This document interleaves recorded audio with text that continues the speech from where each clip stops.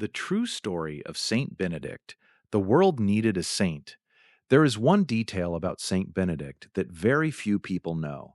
Before becoming one of the greatest saints in the history of the Church, before the miracles, before the famous medal worn by millions of Christians around the world, Benedict was simply a young man who made a choice that almost no one would have had the courage to make. He gave up the future every family would have wanted for their son. He walked away from wealth. He left his education behind. He rejected prestige. He chose silence instead of fame. And it was that single decision that changed not only his own life, but also the destiny of all Europe. Over the centuries, kings disappeared into history. Empires collapsed. Armies were defeated. Yet Benedict's name remained alive. How was that possible? What was so extraordinary about this man that more than 1,500 years later, he is still remembered as an example of courage, faith, and perseverance? To answer that question, we must return to a time when the world seemed to be falling apart, a time when people believed there was no hope left. The year was around AD 480. The mighty Western Roman Empire had already fallen. For centuries, Rome had been regarded as the center of the known world. Its roads connected distant cities, its army seemed invincible. Its influence reached peoples of many different cultures and languages. But nothing built by human hands lasts forever. Little by little, barbarian invasions, internal conflicts, corruption, and economic crises weakened that enormous empire. The once glorious cities began to lose their splendor. Many libraries were destroyed. Trade, security, and stability disappeared. Families lived surrounded by fear. Travel became dangerous. The roads were abandoned. Many fields no longer produced food. In many regions, hunger became part of daily life. It was a time of profound uncertainty. People had no idea what the next day would bring. It was in this very setting that Benedict was born in the small town of Nursia, nestled among the mountains of what is now Italy. His family belonged to the local nobility. They were not royalty, but they possessed enough wealth to provide their children with an excellent education. From an early age, Benedict grew up hearing about God. He learned his first prayers at home. He listened to the stories of sacred scripture. He learned about the martyrs who had given their lives for Christ. While many families dreamed only of wealth and power, his parents desired something even greater. They wanted their son to become a man of integrity. At that time, few could have imagined that this quiet little boy would one day be remembered for centuries. To his neighbors, he was simply another child. He played. He ran through the fields. He admired the mountains. He loved the silence of nature. From an early age, he displayed a different temperament. While other children sought excitement, Benedict seemed to find joy in peace and solitude. There are few detailed records of his childhood, but ancient traditions describe a respectful, disciplined young man with a heart deeply sensitive to the things of God. Perhaps no one realized it, but his heart was already being prepared for an extraordinary mission. As Benedict grew older, his parents made an important decision. It was time to send him to Rome. In those days, studying in the capital meant opening the doors to a brilliant future. The finest teachers were there, the greatest legal scholars, the most respected intellectuals. A young man educated in Rome could obtain high positions in government, manage vast estates, or earn tremendous social prestige. It was exactly what every family desired. The journey to Rome was far from easy. It took several days. The roads still bore the scars of recent wars. Even so, Benedict set out filled with hope. Perhaps his parents imagined the pride they would feel when he returned as an influential man. They could never have imagined that this journey would completely change their son's destiny. When Benedict entered Rome, his eyes found a city very different from the one described by the ancients. The magnificent monuments were still impressive. The architecture reflected the grandeur of the past. But behind that beauty lay a troubling reality. The streets were filled with violence. Corruption dominated many areas of society. Luxury existed side by side with misery.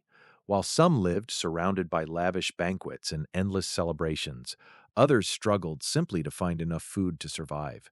Benedict observed everything in silence. The more he came to know that society, the more restless his heart became. He realized that many young people were not seeking wisdom, they were seeking pleasure. The education that should have formed men of character often fueled nothing more than ambition. Competition was relentless. Appearances seemed more valuable than truth. Fame mattered more than honesty. This reality sparked a profound crisis within him. Imagine a young man leaving home expecting to find knowledge and virtue, only to discover an environment ruled by selfishness.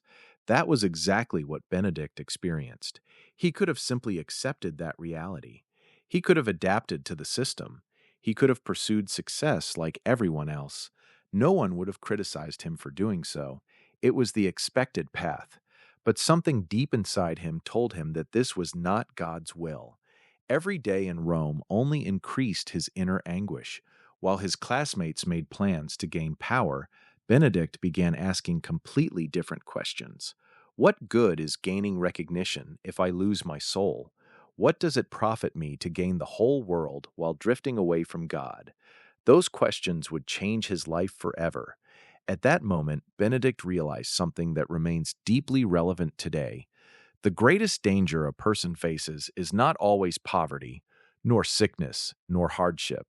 Sometimes the greatest danger is living in an environment that slowly causes our faith to grow cold. No one notices when it happens. It is a silent process. First, we stop praying for one day, then another. Then we begin to justify small wrong choices. Little by little, what once troubled our conscience begins to feel normal. Benedict recognized that danger before it was too late. He understood that he had to make a radical decision. The choice he made seemed absurd. Leaving Rome meant giving up his future. It meant disappointing expectations. It meant exchanging a promising career for a completely unknown path. Very few people would have done it, but Benedict was not interested in pleasing men. He wanted to please God alone. So, while still a very young man, he left behind everything that could have brought him prestige. He took no wealth, no titles, no grand ambitions. He carried only his faith. While many were running toward the center of power, Benedict walked in the opposite direction. It was a journey with no guarantees, no security, no promise of success. In the eyes of the world, it looked like failure. But in the eyes of God, one of the most extraordinary stories in Christian history was just beginning. As he traveled, Benedict crossed mountains, small villages, and nearly deserted paths. The silence of nature replaced the noise of the cities. The wind whispering through the trees seemed to invite him into an entirely new way of life. Every step took him farther from luxury, but it also brought him closer to the peace he had been seeking. He still did not know exactly where his journey would end. He knew only that he needed to find a place where he could hear God's voice without the distractions of the world. That desire burned within his heart with a strength impossible to explain. There is a profound lesson hidden in this part of the story. We often imagine that God speaks only through extraordinary events. We wait for spectacular signs, visible miracles, immediate answers. Yet many times God speaks through a quiet restlessness within our hearts. That was exactly what Benedict experienced. There was no audible voice, no vision, only a deep inner certainty that he needed to change direction. The same experience continues to happen to many people today.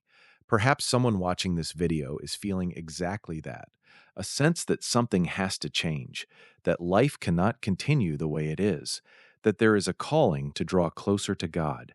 Saint Benedict shows us that sometimes the courage to take the very first step becomes the beginning of a transformation beyond anything we could ever imagine. At that moment, however, Benedict was still far from knowing everything that lay ahead. His greatest challenges had yet to come. His strongest temptations were still waiting. The spiritual battles that would define his life had not even begun. The young man leaving Rome in search of silence would soon discover that escaping the noise of the world does not mean escaping the battle within. In fact, it would be in the silence that the greatest battle of his life would begin, and that is precisely where our story now leads. In the next chapter, we will follow Benedict as he arrives in the mountains of Subiaco, where a simple cave will become the setting for profound spiritual trials, unexpected encounters, and the beginning of the mission that would transform his life forever. The silence of the cave and the beginning of the great battle. When Benedict left Rome behind, he was not simply leaving a city, he was leaving behind an entire way of life. With every step along the ancient roads of Italy, the noise of the marketplaces faded away. The voices of restless students could no longer be heard. The great buildings of the empire grew farther and farther into the distance. Before him lay only mountains, forests, rivers, and a future completely unknown. Many people believe that the greatest courage is found in facing an army, but there is an even greater kind of courage, the courage to be alone, alone with your thoughts, with your fears, with your doubts, and above all, alone before God. That was exactly what Benedict was seeking. He was not fleeing from people out of contempt, nor was he hiding from the world out of fear. His desire was something entirely different. He wanted to find a place where nothing could occupy the space that belonged to God alone. No distractions, no applause, no ambition, only prayer. After several days of walking, Benedict arrived in the region of Subiaco.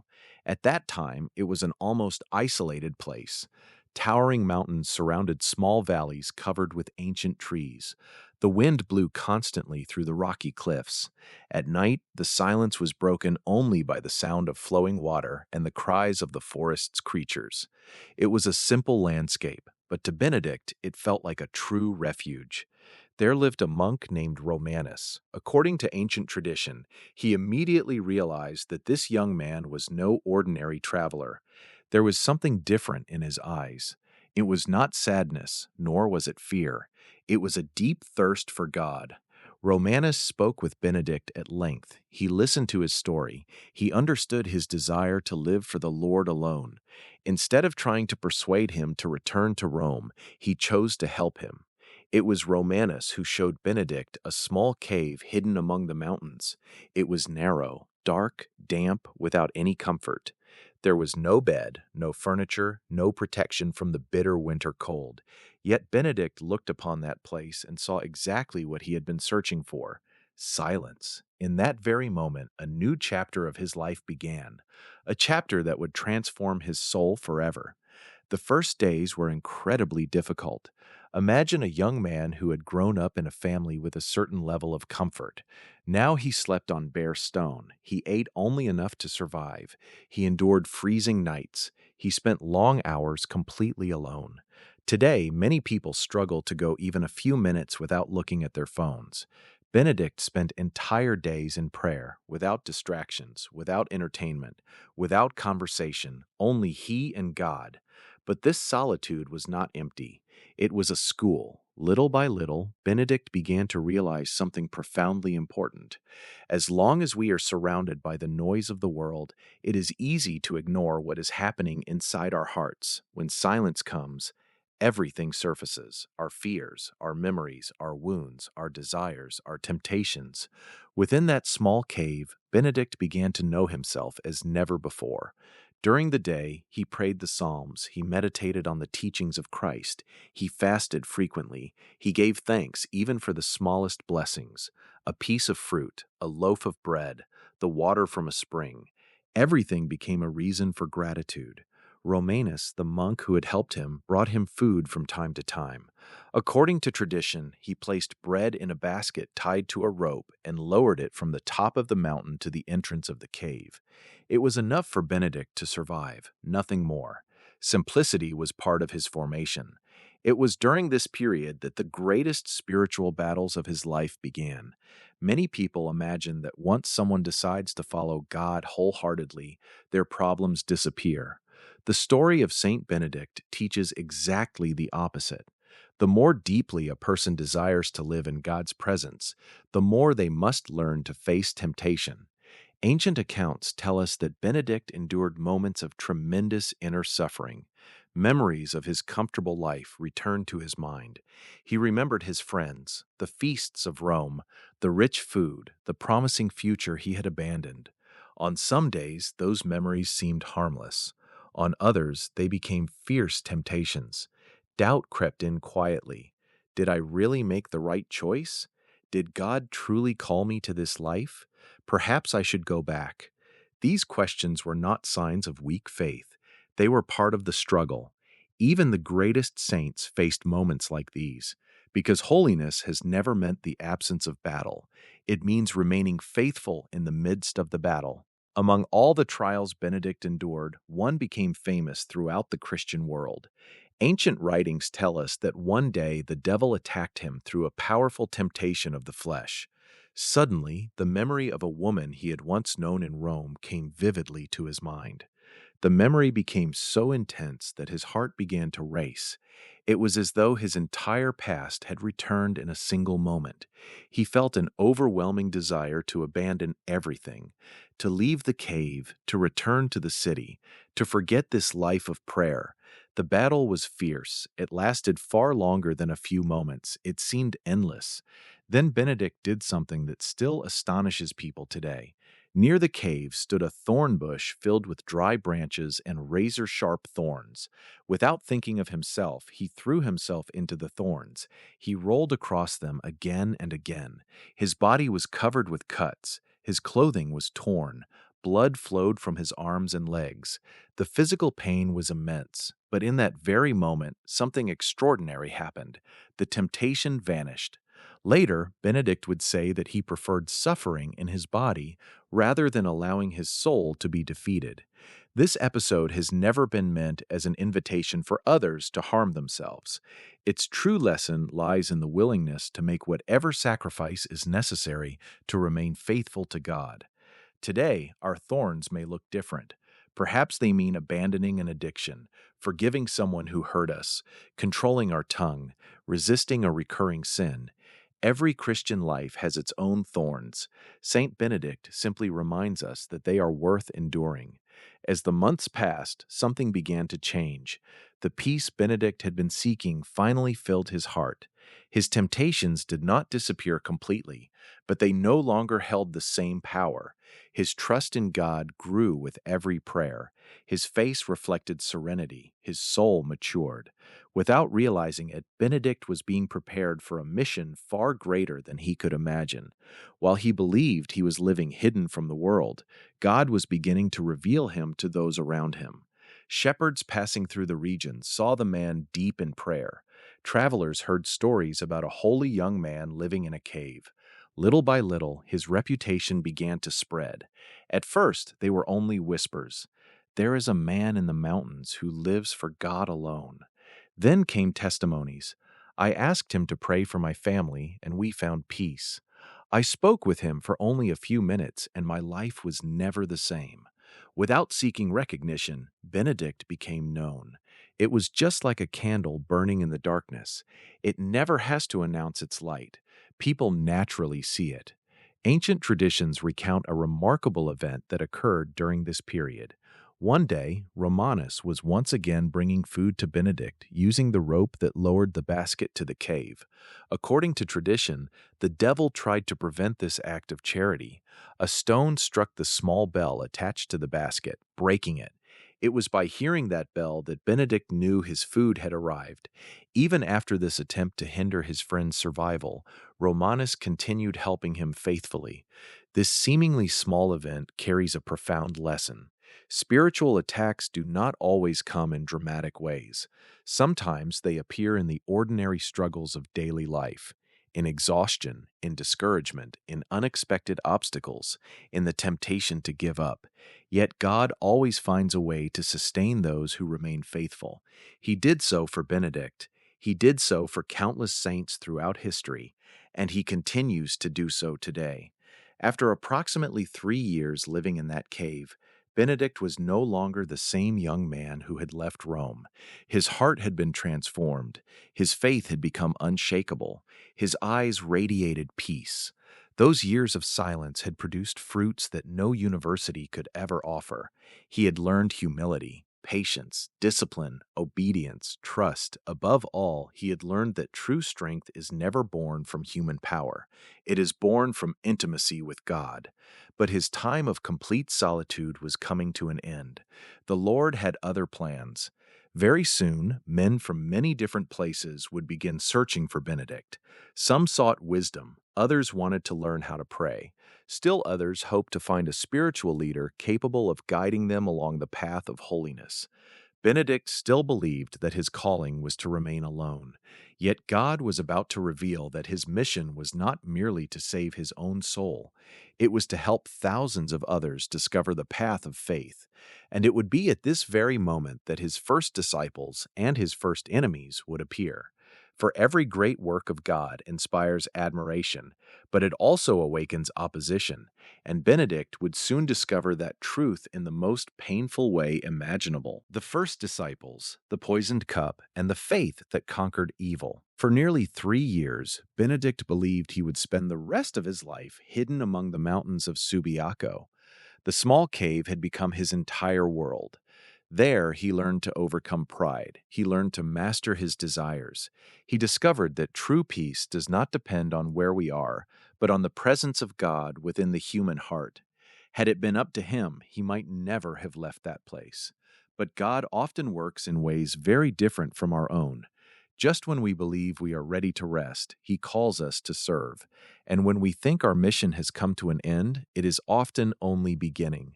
That is exactly what happened to Benedict. Without his knowing it, his reputation had already spread far beyond the mountains of Subiaco. Shepherds spoke of a holy man who lived a life of constant prayer. Travelers carried his story to distant towns. Pilgrims began climbing the mountain trails simply to meet him. At first, only a few arrived, then dozens. Soon, entire groups were making the journey. Some came only to ask for a blessing. Others sought answers to problems no one else could solve. There were parents worried about their children, widows searching for comfort, the sick asking for prayer, wealthy men exhausted by the emptiness that money could never satisfy, young people searching for meaning in their lives. The remarkable thing was that Benedict never promoted himself. He never traveled through the cities proclaiming miracles. He never sought followers. He never pursued recognition. People simply recognized that there was something different about him. The way he spoke brought peace. His silence taught more than many speeches. His eyes reflected a serenity that was difficult to explain. Those who arrived burdened with fear often returned home filled with hope, and that began to transform countless lives. One day, a group of monks from a nearby monastery lost their superior. They needed a new leader, someone steadfast, honest, someone capable of guiding the community along the path of holiness. After hearing countless stories about Benedict, they decided to seek him out. They climbed the mountain. They found the small cave, and they made a request that would completely change his life. "Come and become our abbot." Benedict remained silent for a few moments. He knew the human heart well. He understood that leading people is never easy. He knew that many people desire authority only as long as it agrees with their own wishes. So he answered honestly, "Perhaps you are looking for the wrong man." The monks insisted. They promised obedience. They assured him they sincerely desired a holier life. After much prayer, Benedict accepted. But even before arriving at the monastery, he sensed that great difficulties awaited him. Sadly, his intuition proved correct. During the first few days, Benedict carefully observed the life of the community. He realized that many of the monks had lost sight of the true purpose of religious life. Some prayed only out of obligation. Others neglected their work. Arguments were frequent. Complaints were constant. Vanity flourished. Small rivalries for influence divided the brothers. It was a world completely different from the peace he had found in the cave. Benedict did not shout. He did not humiliate anyone. He simply began by setting an example. He rose before sunrise to pray. He worked with his own hands. He ate only what was necessary. He treated everyone with respect. But he also corrected others whenever correction was needed. For some monks, his example became a source of inspiration. For others, it became a source of resentment. They had grown accustomed to a comfortable life. They wanted no discipline. They rejected change. Little by little, a spirit of rebellion began to spread. Some whispered behind his back. Others complained that Benedict was too demanding. Some insisted that the new abbot was making life unbearable. In truth, the problem was not Benedict. The problem was that His Holiness exposed what many were trying to hide within their own hearts. Light always disturbs those who prefer darkness. The situation quickly grew worse. Some of the monks began wishing Benedict would simply disappear. But there was one problem. He would never abandon his mission because of criticism. So they conceived a terrible plan. If they could not drive him away, they would end his life. According to ancient Christian tradition, several members of the community placed poison into a cup of wine intended for the abbot. It was a silent scheme. No one would suspect a thing. In those days, poisoning was not uncommon in struggles for power. When the meal began, the cup was placed before Benedict. Everyone watched discreetly. Some waited in silence. Others pretended that nothing was unusual. Benedict lifted the cup. As he did every day, he raised his eyes toward heaven. Before drinking, he slowly made the sign of the cross over the chalice. Then something extraordinary happened. The cup instantly shattered. It broke apart before everyone's eyes. The wine spilled across the floor. Silence filled the room. Benedict immediately understood what had happened. He needed no explanation. He knew that the cup contained death, and God had just saved his life. What happened next may be even more remarkable than the miracle itself. Benedict did not become angry. He demanded no punishment. He made no effort to discover exactly who had prepared the poison. He sought no revenge.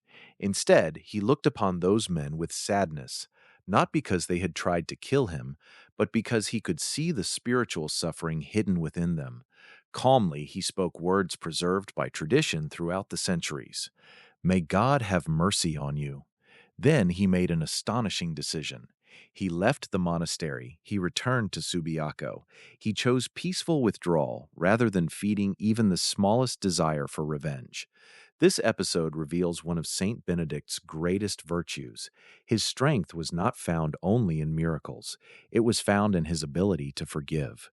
Anyone can love those who treat them kindly, but loving those who seek to destroy your life requires extraordinary faith. That is exactly what Benedict did. He overcame evil by refusing to answer it with more evil. He answered with mercy, and that response left a lasting impression on everyone who came to know his story. When Benedict returned to Subiaco, he expected to recover the silence of the cave, but God had already prepared something entirely different. His reputation spread even farther. People heard about the man who had escaped death without holding resentment. Many wanted to learn from someone capable of responding in such a way. Soon afterward, young men began asking Benedict to accept them as his disciples. They did not simply want to hear his advice. They wanted to live as he lived, to pray as he prayed, to learn how to place God above everything else. At first, there were only a few. Then came dozens. Before long, enough men had gathered to form small communities. Benedict realized that God was revealing a new path before him. He was not meant to remain alone. His mission was to form others who would dedicate their entire lives to the Lord. Thus, the first Benedictine monasteries were born. Each community followed a simple rhythm of life: prayer, work, reading the scriptures, silence, charity, humility. There was no room for luxury, nor for pride. Everyone worked, everyone prayed, everyone learned to serve. Little by little, these small communities began transforming the surrounding region. Where there had once been abandonment, gardens flourished. Where violence had ruled, reconciliation appeared. Travelers found shelter. The poor received food. The sick received care. Without realizing it, Benedict was laying the foundations of a movement that would change the history of Europe. Ancient accounts also record many miracles performed during this period. One tells of a young monk who died after an accident during the construction of a building. The brothers ran to Benedict in desperation. He approached the young man. He knelt beside him. He prayed with deep intensity. Shortly afterward, according to Pope Saint Gregory the Great, the young monk returned to life. On another occasion, a farmer lost all hope after the iron blade of his sickle sank into the deep waters of a lake. In those days, a single tool represented the livelihood of an entire family. When Benedict heard what had happened, he went to the lake, he prayed, and according to tradition, the iron rose to the surface and miraculously reattached itself to the wooden handle. To many, these miracles were astonishing, but Benedict always insisted that he was not the one performing them. Everything came from God. Whenever people tried to praise him, he redirected all glory to Christ. That explains why his humility grew in the same measure that his reputation increased. The more famous he became, the less importance he attached to himself. There is a profound lesson hidden within this chapter of Saint Benedict's life. Many people believe that spiritual success means a life without problems, but look carefully at the path he walked. He left Rome behind. He embraced solitude. He resisted temptation. He survived an attempt on his life. He was criticized. He was rejected. Yet he never abandoned his trust in God. Perhaps that is exactly the message we need today. We live in an age where many people give up at the first sign of difficulty. When obstacles arise, we assume God has abandoned us. When criticism comes, we think we have taken the wrong path. Saint Benedict teaches us the opposite. Sometimes the greatest trials come precisely when we are closest to the will of God. Difficulty is not evidence of God's absence. Very often, it is part of his preparation. That was true for Benedict, and there was still much more ahead. Very soon, God would lead him to the place where he would accomplish his greatest work, a place called Monte Cassino. There, among mountains and ancient ruins, Saint Benedict would write a rule of life that would endure for more than 15 centuries, shaping kings, monks, scholars, and even the foundations of Western civilization. But before that day arrived, he would still face new battles, perform extraordinary miracles, and prove once again that no power of darkness is greater than the light of the one who places all of his trust in God. Monte Cassino, the work that changed the course of civilization. After the attempt to poison him, many believed Benedict would never again lead others. It would have been understandable. He had been betrayed by the very men who were supposed to call him their spiritual father. Anyone could have carried bitterness after such an experience. He could have chosen to live in complete isolation for the rest of his life. He could have concluded that trusting people was a mistake. But Saint Benedict saw life differently. He understood that God does not call us to abandon our mission because of the wounds we receive along the way. On the contrary, very often it is through those very wounds that God accomplishes his greatest work. That is exactly what happened. Shortly after returning to Subiaco, the number of men who wanted to follow his teachings began to grow dramatically. They were no longer just a handful of disciples. There were dozens, then hundreds. Men from every background and every stage of life left their homes to learn from the monk who had discovered the secret of true peace. Some were former soldiers, others were young scholars, farmers, sons of noble families. They all shared one thing in common. They had grown weary of the emptiness of the world, and they longed for a life completely devoted to God. Benedict realized that these men needed more than enthusiasm. Good intentions alone were not enough. They needed communities where prayer, work, and discipline would exist together in harmony. So he began establishing small monasteries throughout the region of Subiaco. Each community had its own superior. The monks divided their responsibilities. Some cultivated the land. Others copied manuscripts. Some prepared meals. Others cared for the sick. Some welcomed travelers. Everyone worked. Everyone prayed. No one lived only for himself. Without realizing it, Benedict was building an entirely different model of life from the one he had known in Rome. While the world celebrated wealth and power, his monasteries taught humility and service. While many struggled to rule over others, the monks learned to master themselves. But God had an even greater plan. Around the year AD 529, Benedict sensed that it was time to leave Subiaco, not because he was dissatisfied, quite the opposite. That region had been his home for many years. There his spiritual life had matured. There he had faced his greatest temptations. There God had begun his mission. Even so, he understood that the time had come to move once again. His destination was a mountain situated between Rome and Naples, a place called Monte Cassino. When Benedict arrived, he found a troubling reality. At the summit stood the ruins of an ancient temple dedicated to the god Apollo. Although Christianity had already spread throughout much of Italy, some of the local people still practiced pagan customs. They offered sacrifices, performed ancient rituals, clung to old beliefs. Seeing this, Benedict made a decision. He would not merely tear down a temple of stone, he would help rebuild the hearts of the people. According to tradition, the pagan altar was destroyed. In its place, two small chapels were built, one dedicated to Saint John the Baptist, the other dedicated to Saint Martin. It was a powerful sign that the light of Christ had replaced the darkness of pagan worship. Soon afterward, construction began on what would become one of the most influential monasteries in Christian history, the Monastery of Monte Cassino. No one could have imagined that this place would shape the world for more than 15 centuries. The early years were far from easy. Almost everything had to be built from the ground up.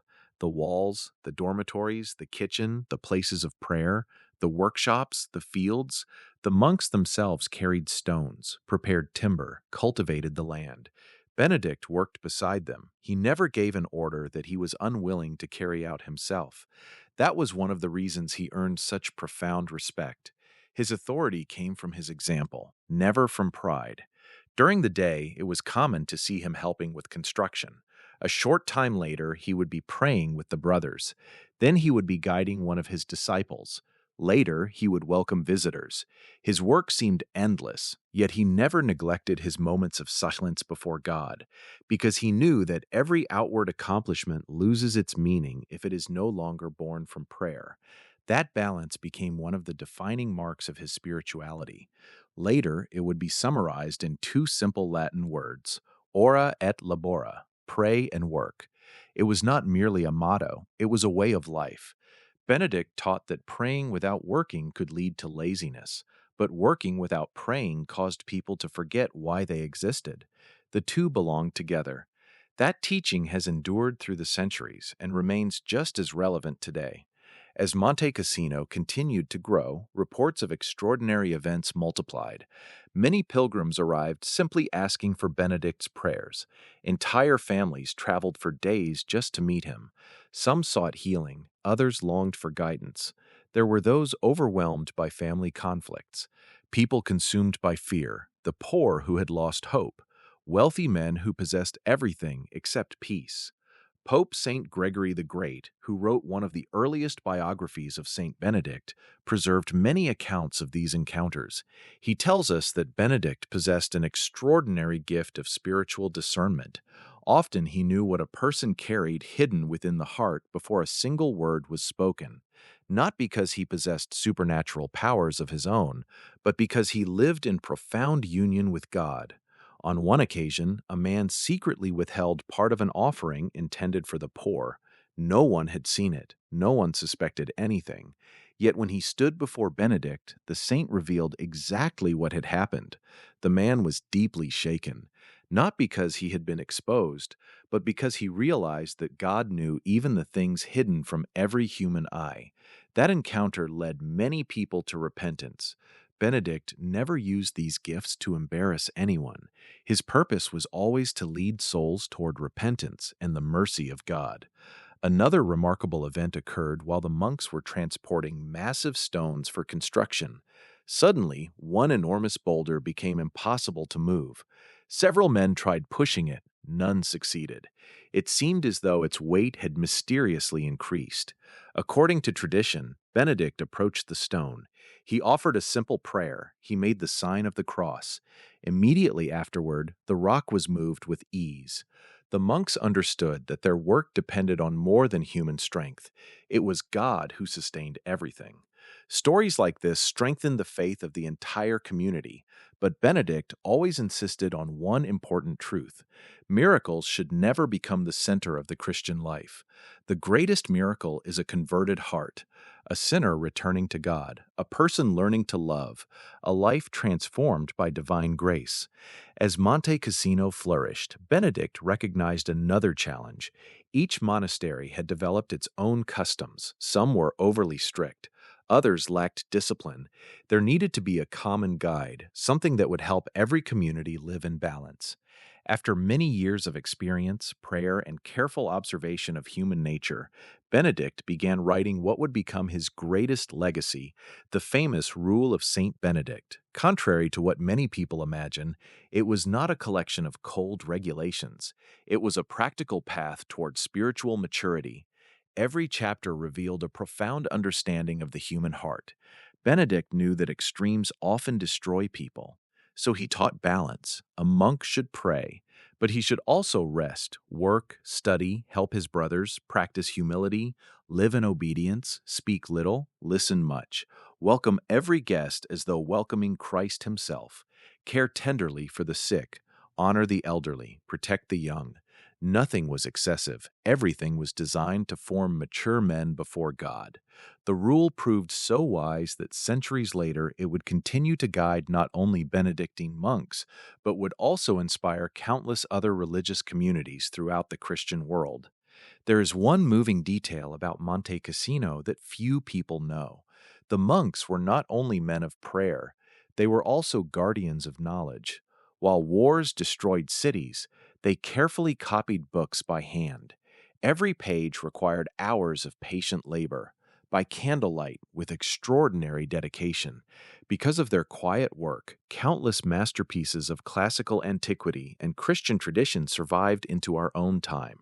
If we can still read many ancient texts today, it is because men like the disciples of Saint Benedict spent countless nights preserving manuscripts, without seeking recognition, without realizing they were preserving the memory of civilization itself.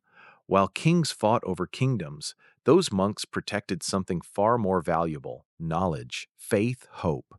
For this reason, many historians have said that Saint Benedict did not simply transform religious life, he helped rebuild Western civilization itself. The more Monte Cassino grew, the greater Benedict's responsibility became, but so did the challenges. Not everyone admired his growing influence. Not everyone understood his mission. New trials still lay ahead, and although his reputation had spread throughout all of Italy, Benedict never lost what he had learned in the little cave at Subiaco.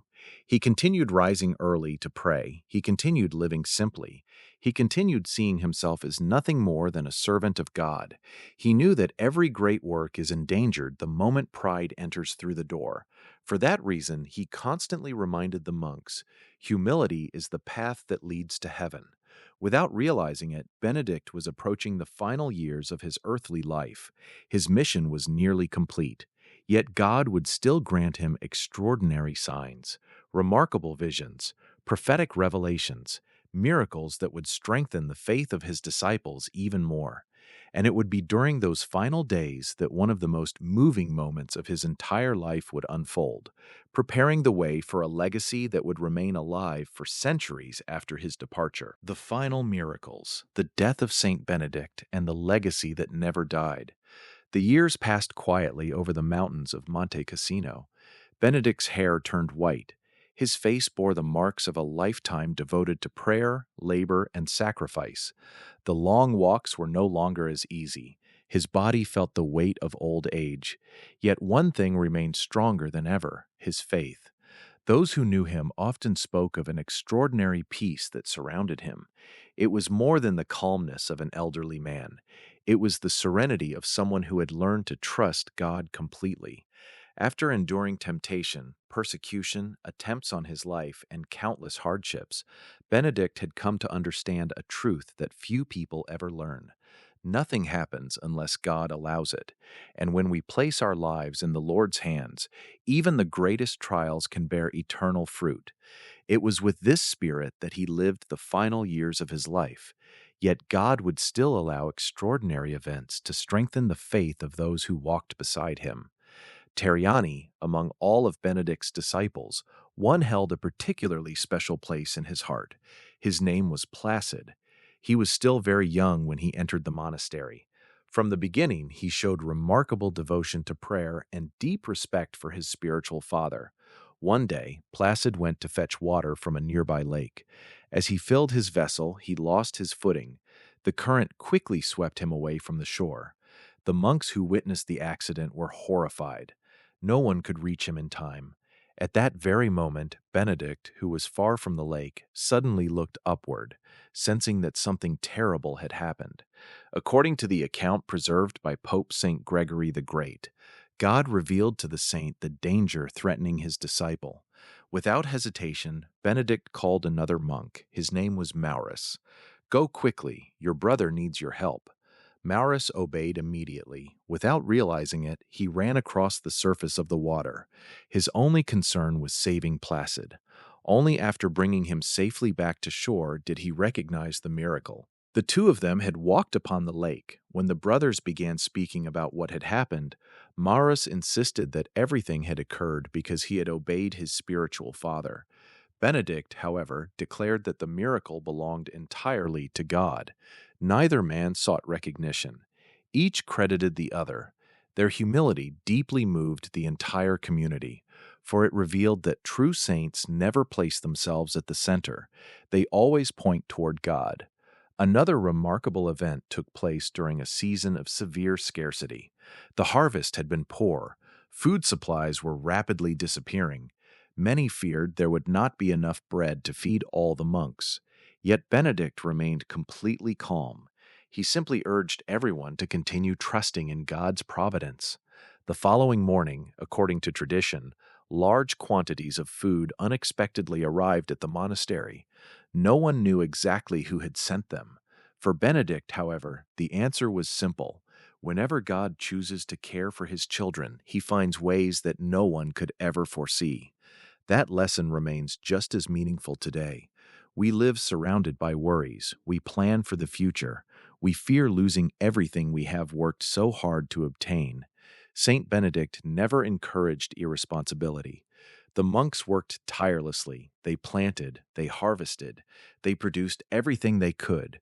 But he taught that after doing our part, we must place the rest into God's hands. Trust never eliminates effort. It simply prevents fear from ruling our hearts. As the years passed, another extraordinary gift became increasingly evident. Many people believed Benedict possessed the gift of prophecy, not in the sense of predicting trivial details about the future, but in perceiving what God wished to reveal. Tradition tells us that he foretold important events before they occurred. He predicted the future destruction of Monte Cassino by invading armies, although he knew it would happen many years after his own death. He also warned certain individuals about disastrous decisions they were preparing to make. Not everyone believed him. Some ignored his advice. Others completely transformed their lives after hearing his words. Stories like these spread his reputation throughout Italy. Yet Benedict never changed. He continued living with the same simplicity. He slept little. He prayed much. He ate only what was necessary. He never allowed praise to change his heart, because he knew of a danger greater than persecution itself, pride. He often taught the monks that pride slowly destroys the soul. First, it convinces a person that they no longer need to learn. Then it persuades them that they are better than everyone else. Finally, it causes them to forget that everything comes from God. That was precisely the enemy Benedict fought within himself every single day. One of the most moving episodes of his life involved his sister, Saint Scholastica. Both had dedicated their entire lives to the Lord. She had founded a community of religious women. Since they lived in separate monasteries, they met only once each year. Those meetings became moments of profound joy.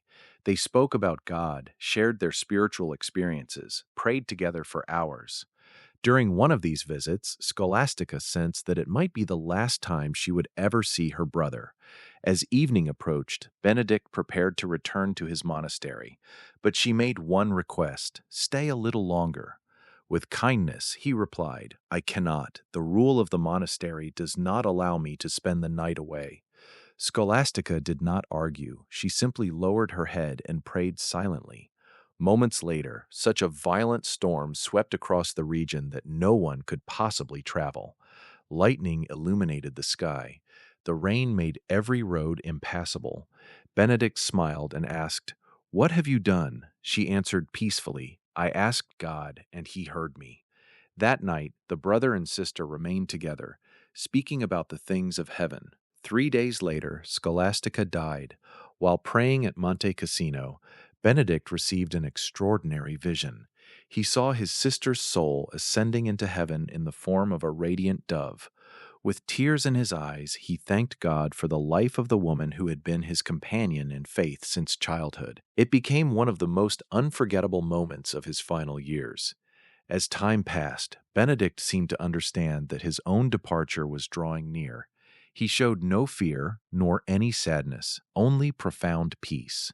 According to Pope St. Gregory the Great, a few days before his death, Benedict asked that his grave be prepared.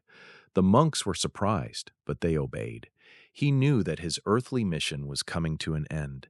In the days that followed, he continued guiding the brothers. He corrected them with gentleness. He comforted the afflicted. He prayed just as he always had. There was no sign of despair. On the contrary, he seemed like a man who could finally see his true home. Then the great day arrived. It was around the year AD 547. Benedict asked all the monks to gather together. He received the Holy Eucharist with profound devotion. Then he asked 2 disciples to support him. Though physically weak, he wished to remain standing before God. Slowly, he lifted his hands toward heaven. He offered his final prayer. As he spoke words of praise to the Lord, he peacefully surrendered his soul.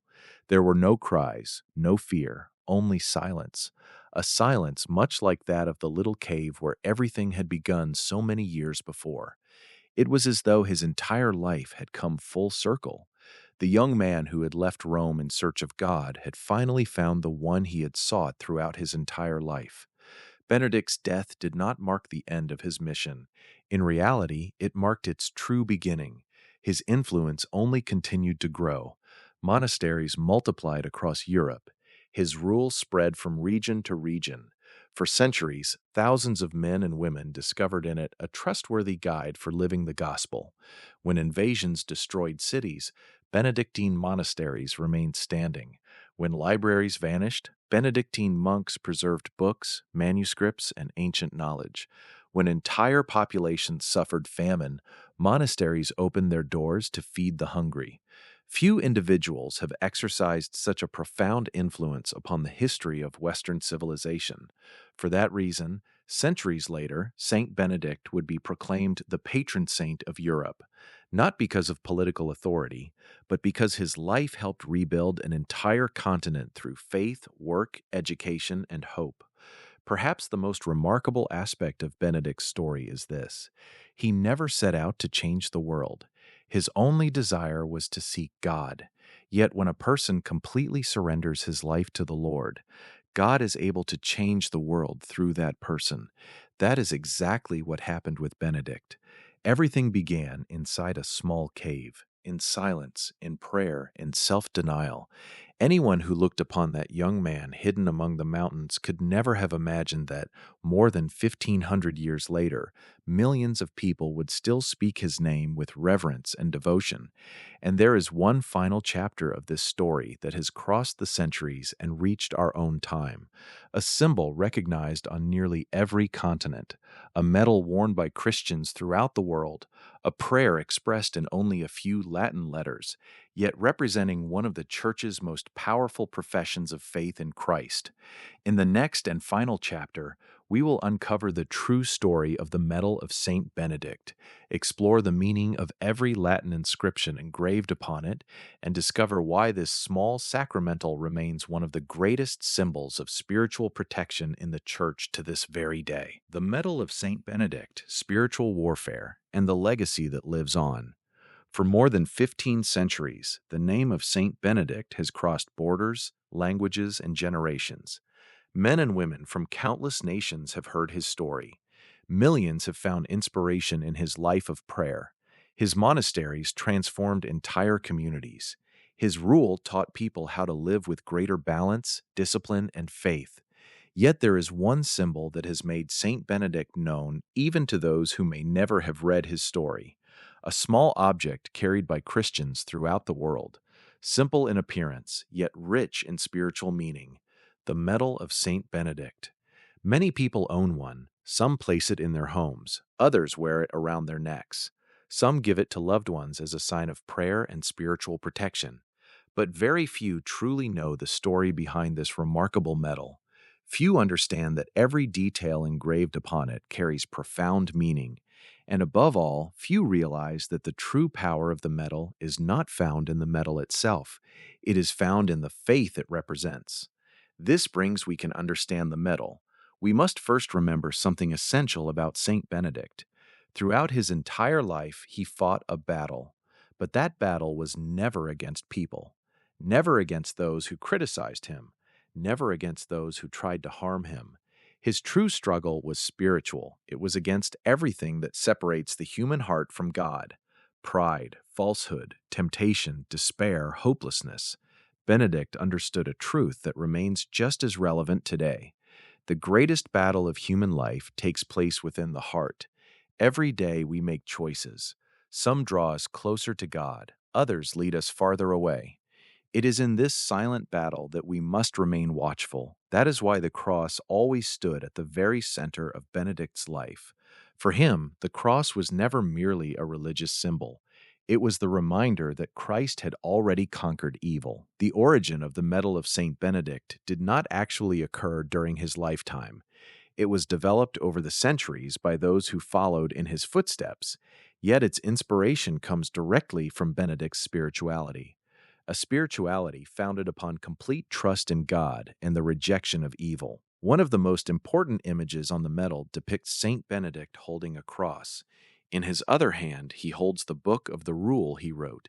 Together, these two symbols summarize his entire life. The cross represents Christ. The rule represents the path of transformation. Because for Benedict, it was never enough simply to say that one believed in God. Faith had to be lived every single day, in ordinary choices, in everyday actions, in the way we treat other people, in the way we face life's difficulties. Holiness is not created only in extraordinary moments. It is built day by day. On the front of the medal appears a Latin inscription, Crux Sancti Patris Benedicti. It means the cross of our Holy Father Benedict. These words remind us that victory never comes through human strength alone. It comes through surrender to Christ. Around the cross appear a series of mysterious letters that may seem meaningless to someone unfamiliar with their history. Yet every one of them has a purpose. Together, they form a prayer rejecting evil, a declaration of trust in God. Among them is one of the most famous Latin phrases in Christian tradition, Vade Retro Satana, be gone, Satan. This phrase became famous because it expresses a decision, the decision not to allow evil to gain dominion over our lives. But it is important to understand something. The medal is not a lucky charm. It is not a magical object. Saint Benedict would never have taught such a thing. The power is not in the medal. The power belongs to God. The sacramental serves as a reminder, an invitation to strengthen our faith, a visible sign calling us to remain united with Christ. Understanding this truth is essential. Far too often, people seek objects of protection while neglecting the transformation of the heart. They want evil to disappear, but they are unwilling to abandon the habits that nourish evil within themselves. They desire peace, yet they neglect prayer. They long for blessings, yet they refuse to change their lives. Saint Benedict's message is completely different. True protection begins when we allow God to transform who we are.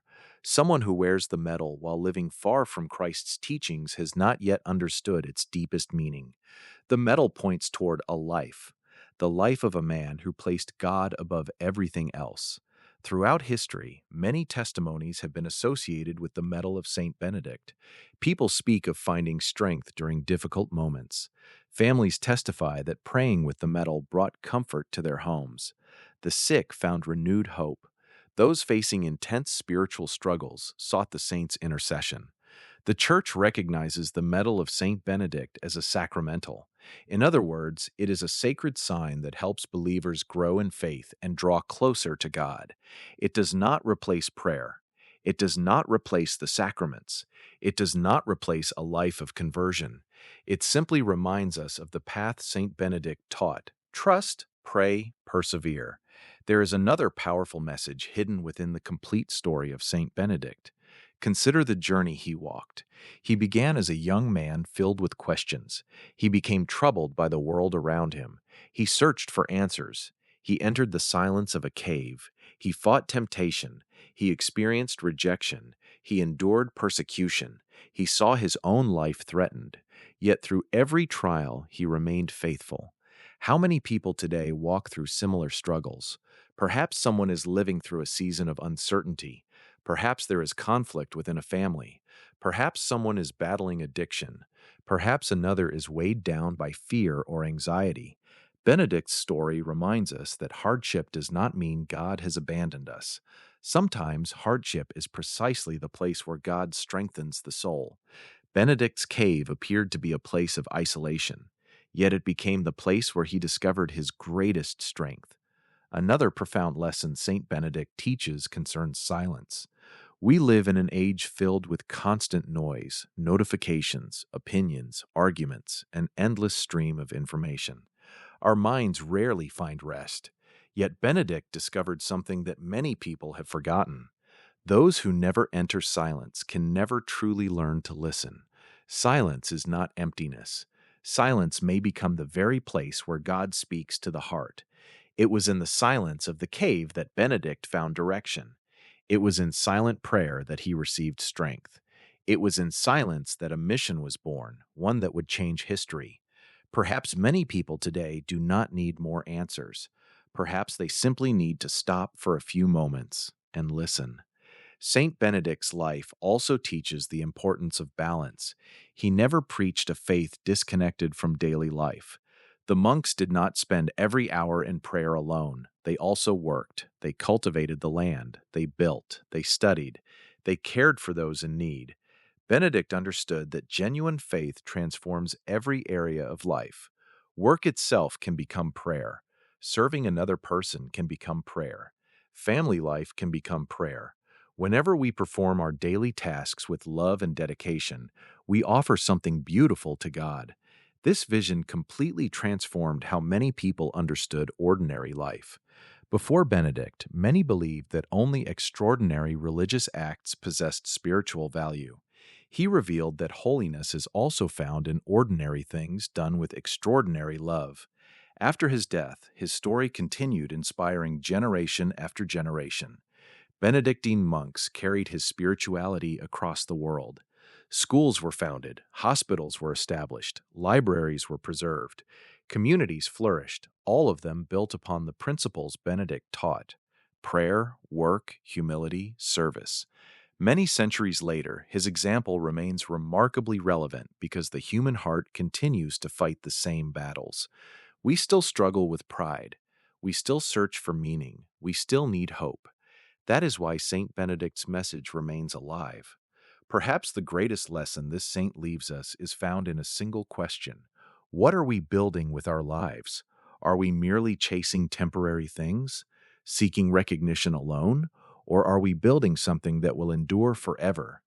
Benedict could have chosen a comfortable life in Rome. He could have pursued wealth. He could have sought influence. Instead, he chose something infinitely greater. He chose to give his life completely to God. And that one decision carried his name across the centuries. The story of Saint Benedict began with a young man leaving a city behind. It ended with a man who helped transform an entire civilization. It began inside a humble cave. It ended with thousands of monasteries spread throughout the world. It began in silence. It ended with a message heard by millions. His life reminds us that God can use an ordinary person to accomplish extraordinary things. It does not matter where we begin.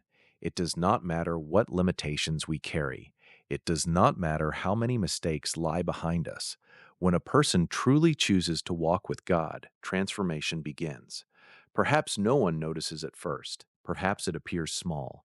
But the greatest works of God almost always begin that way, with a decision, with a prayer, with a willing heart. Today, when someone holds a medal of Saint Benedict, they carry far more than a religious symbol. They carry the memory of a man who believed that light always overcomes darkness. They carry the example of someone who chose faith when comfort would have been the easier path. They carry the reminder that God continues working, even in the moments when we cannot yet see his hand. May the story of Saint Benedict strengthen your faith. May his courage inspire your journey. And may his life remind us every single day, the greatest victory is not conquering the world. The greatest victory is allowing God to transform our hearts. Join us in the next video as we continue growing together in faith.